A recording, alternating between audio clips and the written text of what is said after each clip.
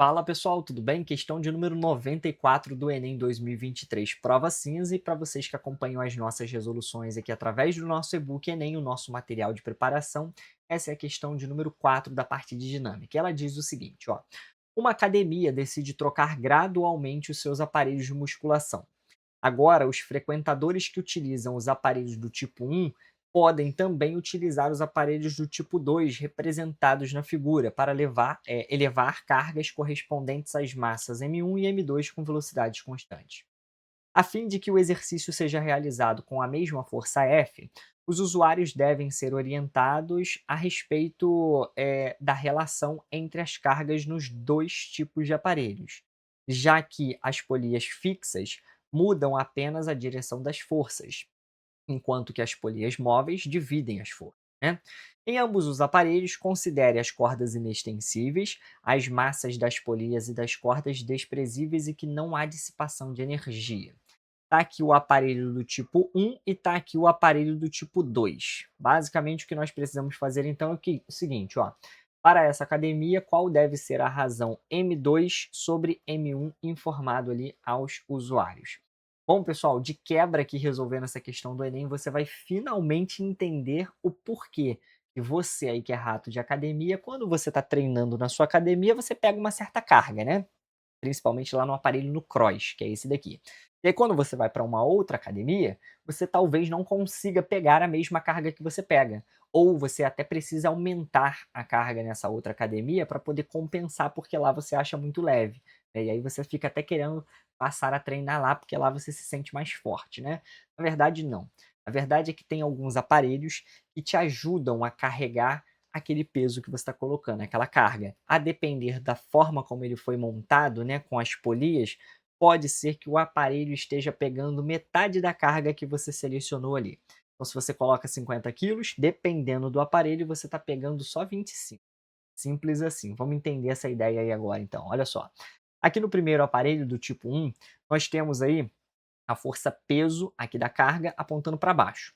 E aí o peso desse sistema aqui vai ser a carga que você vai selecionar, mas eu quero que você perceba aqui, o peso que aponta para baixo tem que ser exatamente igual aqui, no caso, a força de tração no fio.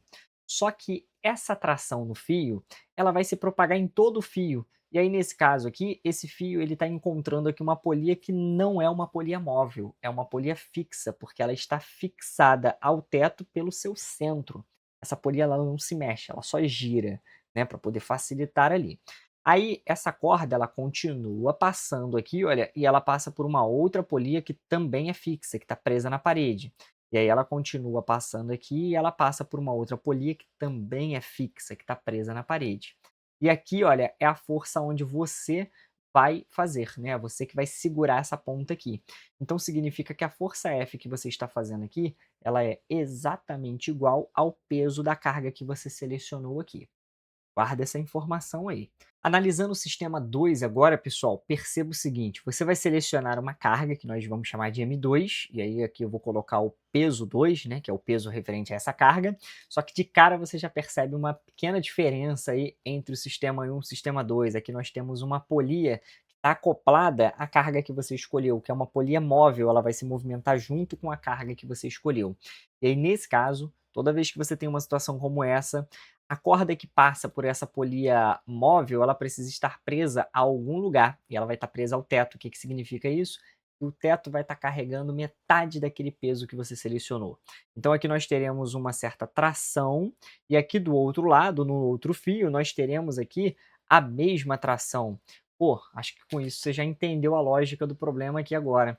Você só vai carregar, na verdade, né, o peso equivalente, né, ao que passa por esse fio aqui. Então a força que você vai fazer vai ser metade da carga que você selecionou de fato, porque a outra metade está indo para o teto. Resumindo, o que que eu posso escrever aqui? Eu posso escrever aqui que a força que eu estou fazendo é equivalente à metade do peso, é o equivalente a P2 sobre 2.